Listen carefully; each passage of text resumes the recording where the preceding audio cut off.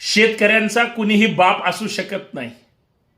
कारण ज्या पद्धतीनं बाप काढला गेला, मदत सरकारच्या वतीनं होते, जशी काय ह्यांच्या खिशातून केली असं दाखवलं गेलं, लाडक्या बहिणीची चेष्टा केली, हे भाजपच्या आमदारांनी, माजी मंत्र्यांनी, म्हणजे राज्याचे कृषी मंत्री सुद्धा चेष्टा करतात शेतकऱ्यांची, किंवा भाजपचा आमदार सुद्धा चेष्टा करतात किंवा अवहेलना करतात शेतकऱ्यांची.